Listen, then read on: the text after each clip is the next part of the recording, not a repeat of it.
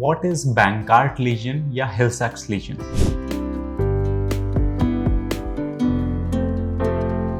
दोस्तों, अगर आपको शोल्डर डिसलोकेशन की प्रॉब्लम है, if your shoulder has dislocated once और recurrent times, then you must have heard these terms. आपने सुना होगा बैंकार्ट या फिर हिल-सैक्स लीजन, और आज इनको डिटेल में समझेंगे मॉडल की मदद से। पहले बात करते हैं बैंकार्ट लीजन के बारे में।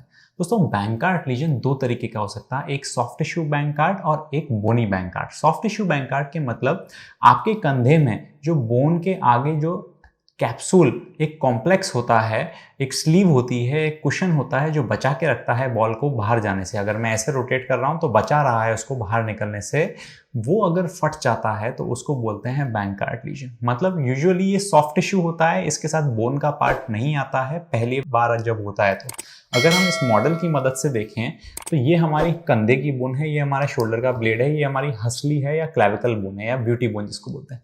अब आप ये पिंक पार्ट देख रहे हो, ये बचाता है इसको बाहर आने से।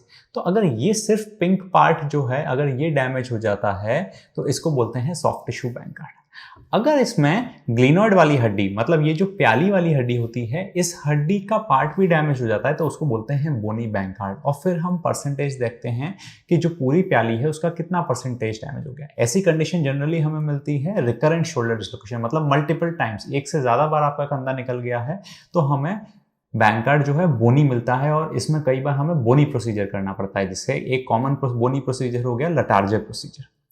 दूसरी चीज आपने देखी होगी, हिल-सैक्स लीजन भी लिखा आता है। जब ये बॉल निकल के पूरा आगे चला गया तो आगे का वाला पार्ट, अब ये बॉल तो यहाँ आ गया तो ये पीछे डैमेज करता रहता है इसको, और उसको ह्यूमरस में होता है। वो हिल-सैक्स लीजन जो होता है वो बाह की बोन में होता है, ना कि स्कैपुला में, ग्लिनॉइड में नहीं होता। बैंकार्ट जो है वो ग्लिनॉइड में होता है, हिल-सैक्स जो है शोल्डर में होता है, पीछे की तरफ होता है। मतलब कि ये आगे जाके फंस जाती है उसमें, और जब आप रिड्यूस करते हैं, जब आप चढ़ा लेते हैं वापस, तो वहां से थोड़ी सी डैमेज करती हुई वापस आती है मनूवर में, तो उसको बोलते हैं हिल-सैक्स लीजन। अब आइडियली अगर बहुत बड़ा हिल-सैक्स लीजन है तो आर्थ्रोस्कोपी से हम इसको भी रिपेयर करते हैं, जिसको रेम्प्लेसाज बोला जाता है, और हम बैंकार्ट रिपेयर को भी आर्थ्रोस्कोपी की मदद से रिपेयर कर देते हैं। ये कंडीशन बिल्कुल ट्रीटेबल है। कई सारे लोग जो हैं बार बार इनका शोल्डर डिसलोकेट होता रहता है, हमारे पास आते हैं कि हम तो सर ऐसे ले ही नहीं जाते डर के मारे, या हमने स्पोर्ट्स छोड़ दिया है।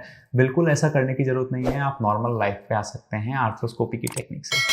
आई होप आपको ये वीडियो समझ में आई होगी। अगर आपको ऐसा कंटेंट और चाहिए तो इसको शेयर करें and follow us for more such content. Thank you so much.